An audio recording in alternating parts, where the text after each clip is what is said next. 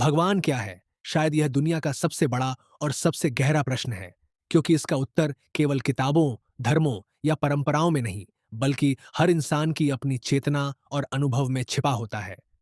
जब मनुष्य ने पहली बार जन्म, मृत्यु, प्रकृति और ब्रह्मांड के रहस्यों को देखा, तभी उसके भीतर इस अदृश्य शक्ति को समझने की जिज्ञासा पैदा हुई।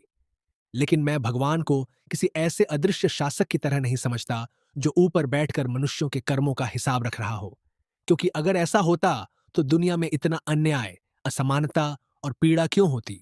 अच्छे लोगों के साथ बुरा और बुरे लोगों के साथ अच्छा क्यों होता? यही प्रश्न पारंपरिक धारणाओं को चुनौती देते हैं।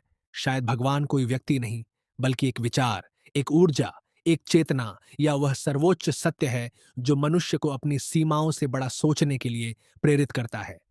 जब कोई व्यक्ति निस्वार्थ प्रेम करता है, सत्य के लिए अकेला खड़ा होता है, अन्याय के विरुद्ध आवाज उठाता है या अपने स्वार्थ से ऊपर उठकर किसी और के लिए त्याग करता है, तब वहीं भगवान का सबसे सच्चा रूप दिखाई देता है। समस्या तब शुरू होती है जब समाज भगवान को समझने के बजाय उसे संस्था, भय और नियंत्रण का साधन बना देता है।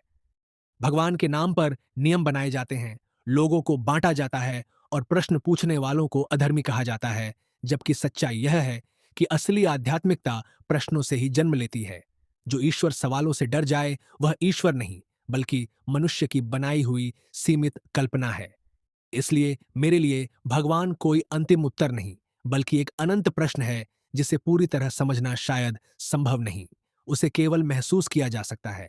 और यदि तुम्हारा भगवान तुम्हें सोचने, प्रश्न करने और सत्य खोजने से रोकता है, तो उससे विद्रोह करना ही शायद भगवान को समझने की पहली सीढ़ी है।